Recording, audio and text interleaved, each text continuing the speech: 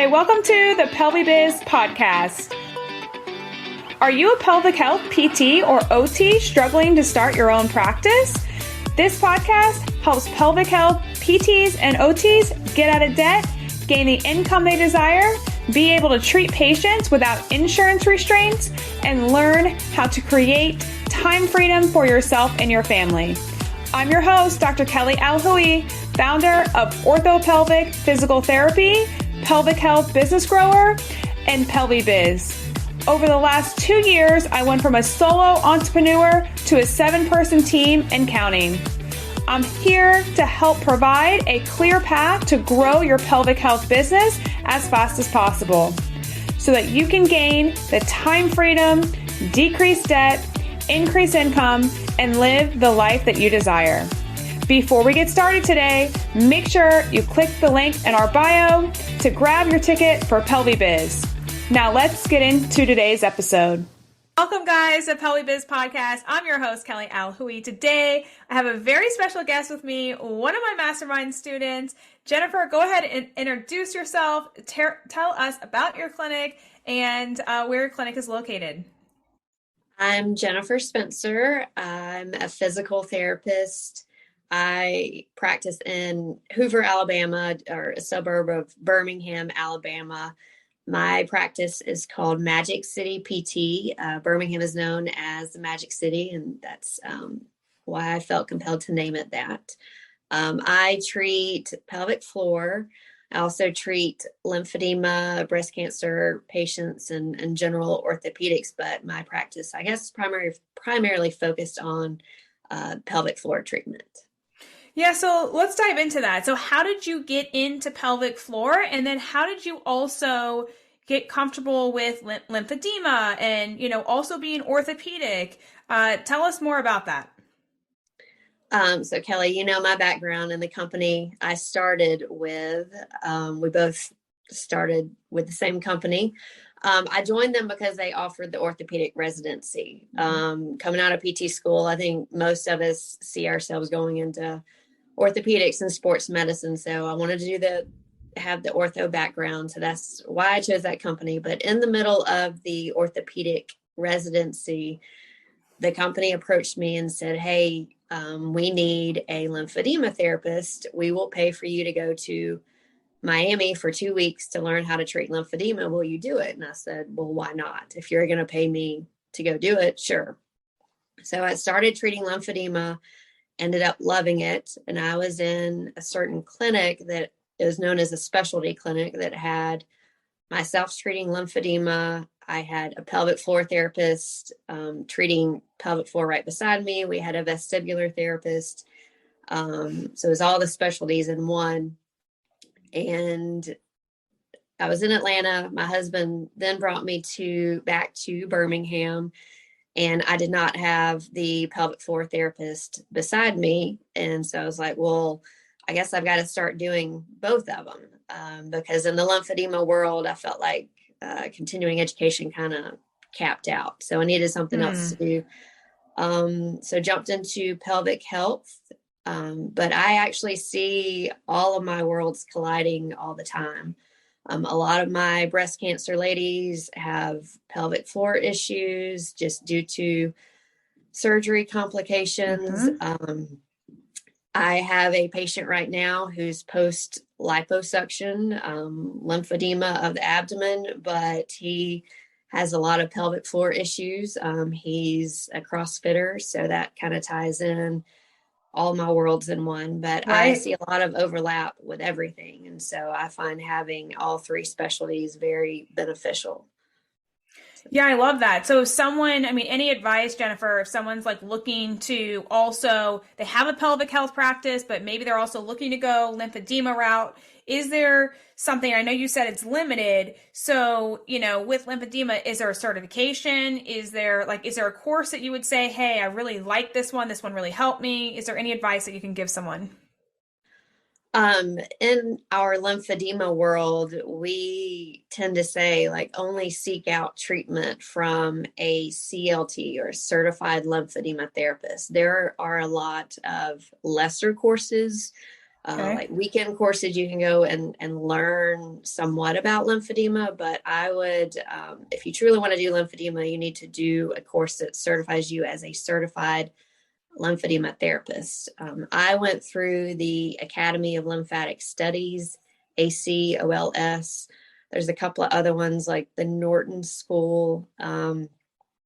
The Vodder technique is what I use, VODDER.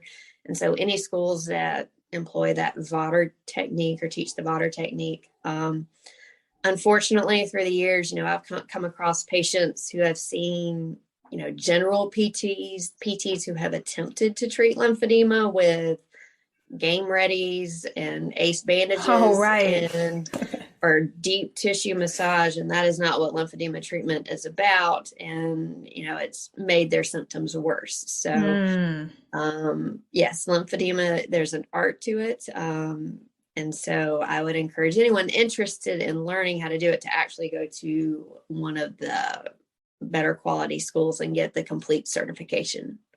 Yeah, that's so interesting Mhm. you say that. And I'm also curious, like how many of in your area, how many surgeons know about lymphedema therapists? How many surgeons Mhm. are referring? Like, do you have a hard time with marketing that to get people to understand that truly we can have a massive impact on these patients, especially Mhm. after with breast cancer patients? Yes, I have a very hard time, and not just breast cancer, like the primary care physicians here. If somebody, has swelling in their ankles, they're going to True. prescribe a diuretic and they're going to tell them to go buy compression garments. And those compression garments aren't going to get rid of that underlying fluid. So I hear and see that daily. But yes, with like I have a current breast cancer patient, her mastectomy, chemotherapies, radiation was over 2 years ago. She had double mastectomy, couldn't raise Mm-hmm. her arms past 90 degrees, and no one even said a word to her about going to PT. And she's been living like that for several years. Swelling in the chest wall, Mm. urinary incontinence, fecal incontinence because of all the scar tissue and pulling. Of diaphragm can't descend, so there's this Right. whole cascade of Wow. problems. And no one ever mentioned lymphedema treatment, physical therapy to her at all. So I see that, Wow. yes, all the time. Yeah, Mhm. and there you go again. That's just another example of lymphedema and pelvic health. They need it. Mhm. It's so Mhm. connected, right? I mean, just everything's so Mhm. connected. So, yeah, that's a great example. So what made you, make the jump and do what made you do your own practice? Like, why did you start your own practice? And why did you kind of, gear it towards more pelvic health and that stuff? So again, you and I come from one of the big box companies, and they didn't really understand that pelvic floor and lymphedema needs to be treated one-on-one. And they want you to see 2, 3, 4, 5 patients an hour, and that cannot be done if you're treating lymphedema and pelvic health. So that was a big catalyst. And then just I wanted to be able to create my own schedule, treat patients how I wanted to treat them. But basically, I guess it was is I wanted to get rid of the multiple patients an hour. I felt like I was not giving quality treatment when I was working for other people. So that was a big driver. And then what was your second question? Yeah, like what made you want to jump into starting your own practice? I mean, most of us, I know when I started, I didn't never wanted to be an Mhm. entrepreneur because I saw all my bosses always so stressed out. And I was like, I'll never be them. Mhm. And it was just never a thing. And what forced me was my own health. What really made me truly make the jump. Mhm. So, was there something that you had like a moment or epiphany of like, okay, today's the day, like I got to do it? Or was this like a slow build because you couldn't practice the way you wanted? They were, slowly increasing the patient load. Like, what Mhm. was it that kind of made you make that jump? So when my kids were born, I started doing some PRN hospital work. just for more flexibility, but I knew that was not my end goal. And when I was doing that, COVID started, and the hospital implemented some COVID rules for us. And I just said, why am I doing this? Why am I still here? I've had issues, with the big box companies. I'm having issues now with the hospital guidelines with COVID, but also at the hospital, the fact that I saw therapists beside me not treating very well. Like that it's very easy to be a bad PT. And I was seeing bad PT and nothing was being done about it. And so that was a big driver as well. But no, it just hit me during COVID. Why am I putting up with all of this? I want to be my own boss. My husband is very financial, and he's got a financial background and is very business minded. So he was a big help in getting the background work started. But it was a slow build. I started off part mobile, and I hung onto the hospital for a little bit for PRN work, and then went full-time mobile. Let's pause there, Jennifer. What made you, because this is the big step, what made you have that PRN job and then you're doing mobile? What was like the straw that you told the PRN job that you were like, hey, I'm now done, and you fully jumping into your practice? Like, what was there something you had to have in place? Was there an incident that happened? Like, what made you say, okay, fine, hospital, I'm giving it up. I'm diving straight into my business?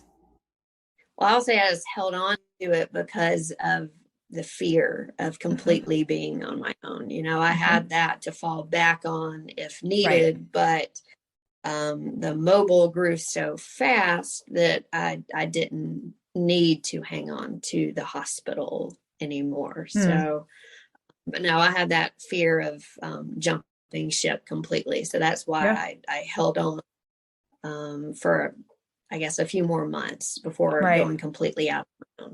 So looking back, you were probably just like, you know what, I just should have dove just straight in and just put my focus in my practice. I probably should have. Yes. Yeah. Just looking back. Should have done this a whole lot sooner. Yes. Yeah. I mean, we all should have, right? I mean, I waited 8 years too, so I get it. We're all just scared. I mean, that's just the reality of it. Okay. So you jumped in after working for this, big box company, then working for the hospital. You jump into your practice, you're mobile. Okay. Now you're mobile. Then at that point, what did you do? How long did you stay mobile? When were you thinking about getting space? Was that even an option for you? Like, were you even thinking that? Like, tell us more about kind of after mobile, then what happened? I was only, I guess, after a few months of mobile, one of my colleagues, she was actually with me at the big box company and also at the hospital. She said, hey, I want to join up with you. So I hired her as a PT. We were both doing mobile, but we had clients that were requesting to come see us at our own space. So I found shared space in a gym. She and I split a room. So we were each there, 2 to 3 days a week. And then the other part of the time we're mobile. I felt limited at the gym. Again, we only had one room.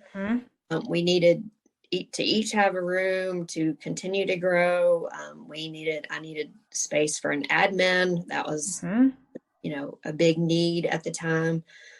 So we were limited at the gym. And so when that lease was up at the gym, I knew I wanted to leave mobile behind. I was tired of driving and just do completely clinic only. So I was fortunate to find, I feel like the perfect space. It's like 6 miles from my house.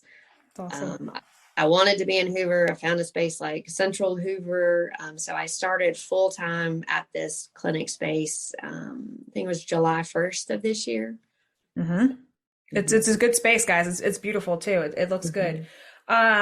Okay, so so you found this space, you split from this other person, I'm assuming, you let that, you had She to, wanted to stay at the gym. So yes, yep, yes, we split. yep. So you And had a split. Okay. Now you have the space. Now, how many rooms do you have in the space? Do you have a gym area? Tell us about the new space. we have a small gym area, but it's also like a front office area. It's where Jessica, my office admin, sits. But she loves to chat with patients. So even if, we're out there exercising or if they're just kind of sitting in the waiting room chair, she's conversing with them, but it's kind of shared space right now. And then there are 2 private treatment rooms.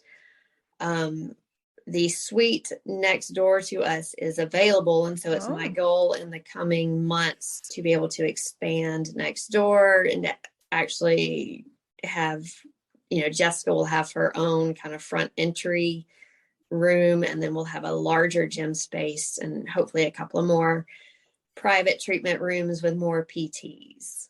So love it. that is the ultimate goal. Okay, I Mm-hmm. love it. I mean, I love that. That's great, Mm-hmm. guys. I mean, you're really expanding quickly, so this is good. I mean, you're really, Mm-hmm. getting on it. So let's go back a little bit because that first hiring of a PT or an admin is like super, super scary for people. So, any advice that you could give someone that's listening to this that is, kind of in your boat, but hasn't hired yet, and they're like, how am I going to do this? Like for me, my thing was, how am I going to pay someone when I couldn't pay myself for the last 8 years? Mm-hmm. Like that was so scary. Um, so I guess with the PT I had at the gym, I knew what she was capable of doing. I'd worked with her for years. I knew she kind of had her own clientele that she was bringing with her. So I wasn't worried about hiring her initially. When she and I split and I was bringing on my office admin, again, I'm very fortunate. She was somebody I worked with in the past as well. She had actually approached me, a few months prior and said, "Look, I'm tired of where I am. I know you're on your own. If you need me, let me know." So she and I worked great together. Yes, it was nervous, thinking, okay, how am I going to pay her? Mm-hmm. Because I'm still, trying to build volume, but I'll say it's gone seamlessly there.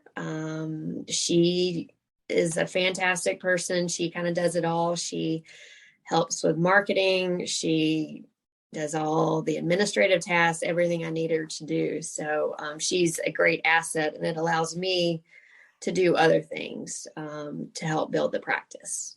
That's Um, great. I mean, I think so many mhm, people, we are so fearful. And then when we look back and go, man, I should have done it sooner. Admin are so helpful for our practices. And I mhm, just want to pause here for a second and talk about this is admin can do so much, like Jennifer's saying. They can help you with marketing. They can email people back. They can help call people for you. They can help write blog posts. They can help mhm, do social media for you. They can help like literally do everything. So what Jennifer is describing is truly someone that you want on your team because it's all the stuff that all the detail stuff that maybe you don't have time for because you're thinking about how to grow the practice and like what's the next steps and all that kind of mhm, stuff. So I think the lesson here is don't disregard admin of, oh, they're just an admin. They're just gonna only answer the mhm, phone and just that's the only task that they're going to help me out with. No, there's so much value in mhm. admin. And they really are like my admin became my manager and she is like the rock of orthopelvic. I mean, she's helped me tremendously. So, I don't know, I'm a big fan of hiring admin for sure. Mhm. Mhm. And there's Yes. no right or wrong either, whether or not to hire a PT Mhm. first or hire an admin first. There's no right or wrong, but the admin can help you manage a PT, OT, PTA, whatever, Mhm. whoever it is. And I do think that I did find that was helpful. I mean, I hired my admin 1 week before I brought on a PT. So, that was just helpful to have someone else doing the management of that. And I'll just say, when I brought on Jessica, she was like, and she started answering the phone. She was like, "How in the world were you answering the phones, calling these patients back, and treating?" And that's the thing, is I couldn't, and so I was probably losing a lot of Mm-hmm. clients because I Yep. couldn't get to them, return their phone call, ASAP. So Yeah. No, she's that's been, huge. yeah. So let me ask you this. So for those that don't know, Jennifer is a hybrid practice. So can you tell us, for people that don't know, like, what is a hybrid practice? Because some people don't know what that is. And why did you choose a hybrid practice? So I take some insurances and I choose not to take other insurances. Here in Alabama, I mean, we all know we're not as advanced as some other states. So people had a hard concept or couldn't understand fully the cash pay model. And I did try to start off fully cash pay, but people didn't understand it. And they just kept saying, well, I'm going to go down the road where this person takes my insurance. So I felt like I needed to take Blue Cross. It's a big one here. Yep. Most people have it. Mm-hmm. To be able to gain clientele. So Yeah, and they typically pay the highest, guys, just so you know, like mm-hmm. nationally out of everyone. If people do take insurance, Blue Cross typically is the one that's going to be reimbursed fairly well.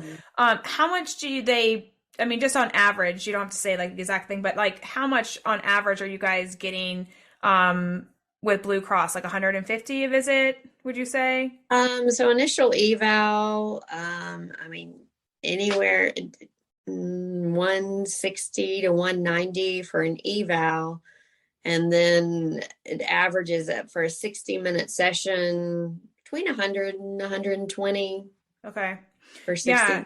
I mean, that's pretty good. Mm-hmm. Other states, guys, for Blue Cross, like just an eval could be like $70. So it just depends if you're listening to this. It just depends on your state, and you would have to contact Blue Cross and make some kind of deal with them to figure out, you know, what the rate is for you. So, and when you're talking about hybrid, she also does take cash. So there's, do you only take Blue Cross Blue Shield, or you take something else, Jennifer? I do take Medicare as well, and a lot of times their rates are similar to Blue Cross in our instance. No, I choose not to take United Healthcare, Cigna, Aetna, anybody else, and so we just tell those clients, you can pay cash up front. We will give you a super bill, on a weekly basis or at the end of the sessions, whenever you want it, to submit to get reimbursed. And a lot of times, Jessica's fantastic. She'll check their insurance for them and see if they have out-of-network benefits. But really try to explain to them a lot of times, with Cigna, Aetna, their out-of-network benefits will be the same as their in-network benefits. And a lot of people don't realize that. So, I think that's massive. But they think they're limited where they have to go, because here very few people will accept those insurances, or very few clinics will accept those insurances. So a lot of those people with those insurances think they're limited to where they can go and don't realize that they have out-of-network benefits. Yeah, I think that's a great point to bring up. Yeah. And you said something, I think in our mastermind group, but I think this is really interesting too. Like, you're talking about using like flexible healthcare savings. I think people get confused by this. And like what's the other one? The flexible healthcare savings and just the HSA or health savings. Yes. Can you talk about a little bit on that? I think people would find that interesting on, can they use that? Can they not use that? Like if they're paying cash, can they use that? If they're doing insurance, can they use that? I think that'd be helpful just to kind of speak on. So if somebody's using their insurance and they have a $20 copay or $1,000 deductible to meet for the year, yes, you can use your FSA, HSA money. And vice versa. If you are not using insurance and you choose to pay cash, yes, you can still pay with those FSA, HSA dollars. Yep. Yeah, that's great to know for PT wise, OT wise, and then also patient wise. So I think that's good to know. What's been like the coolest thing that you've learned with growing your practice, and what's been like just something that's been fun, or something that maybe you weren't expecting to take away from this whole experience of being an entrepreneur and being a female practice owner? I'll say it's been fun joining Pelvi Biz and getting to know all of you. I'll say in the past, I did not like marketing, but I have learned to become more comfortable with it and get out in front of the public and Instagram, something I never thought I would do. So I have broadened my horizons and yes, certainly putting myself out there more, which is something I never thought I would do, but I enjoy it. So. Yeah, you guys should go check out her IG. She posts some great videos. She does collaborations with other pelvic health therapists. I was just talking to Amanda too. You guys are doing that PEDS collaboration, so can't wait to see that. I actually want to post that on OrthoPelvic's page as well. So yeah, just let me know. And guys, this is the best part about joining a pelvic health group is you can collaborate with each other, and it's only going to help promote your business, your like just the whole field in general of pelvic health, and like spreading the word that we can help with lymphedema patients, and I don't know, just getting the word that we have a solution to lots and lots of people's problems that they don't even know that we can solve. So I think that's big. So okay, let's ask this. So what do you see, like what's next? You said kind of, you touched upon it, like trying to get into bigger space. But what's on the horizon for Magic City? Like what's the next thing? What are we going to look out for?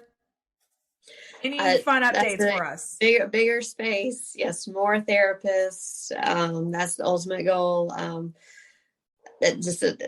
Something I need more space to have a washer and dryer. I do not have a washer and dryer here. So that is, that is a big deal. A goal of mine. That's a big deal. No, I hope to continue to do some more collaborations with some businesses around town. I've gotten to know some other kind of specialty PTs, different offices. So looking to do some more pelvic health workshops with some local businesses coming up. Getting the word out. Yes. Yeah, that's awesome. Wait, I want to go back to that laundry. Are you taking that laundry home? Because that's what I did for a whole year for 7 days straight. Not all the time. So Jessica has a fantastic daughter who sometimes will come and get it and take it to the laundromat, and I pay her to do it.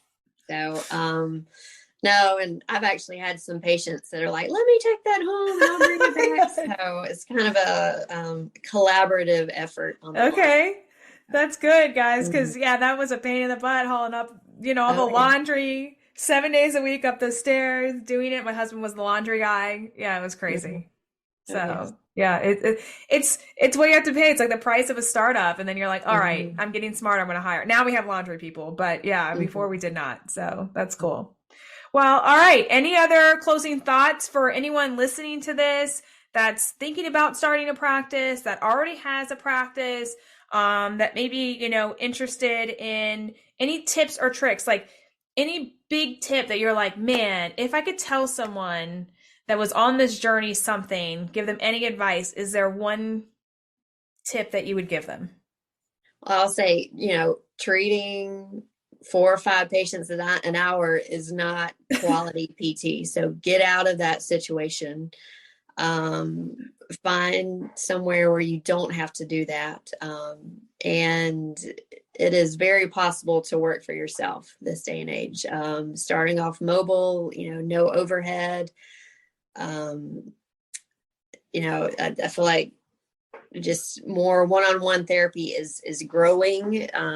Clients are looking for that. But, I have a lot of clients that say they don't want to go to the big box companies anymore. So I feel like our profession is continuing to grow in that. So just instead of being like me and feel like you should have done it sooner, just go ahead and jump ship and give it a go. So yeah, don't let it hold you back, and just do it. Yeah, I love that. All right, awesome. Can you let everyone know your website, how to find you on IG? Because you guys have to go follow. If you have YouTube, Facebook, all the things, like, let us know. So my website is www.magiccitypt.com. Instagram is Magic City PT. We are on Facebook and YouTube, but that's just YouTube. I upload videos really just to share with clients. I'm not putting a great deal of effort in that. And then Jessica, my admin, runs Facebook because she's trying to target different clientele than I am on Instagram. I guess I'm trying to target more, the younger population, and she's trying to target older population with Facebook. So we're giving that a go right now. But yes, Magic City PT for IG and Facebook. So love it. And then we will YouTube. We'll also put it in the show notes too, so you guys can have a link. Just click on that and go follow her. All right, Jennifer, thank you so much for coming on the podcast, and we'll talk later. Thank you. If you are ready to change your life, click the link in the show notes to get your ticket to PelviBiz. Let's go.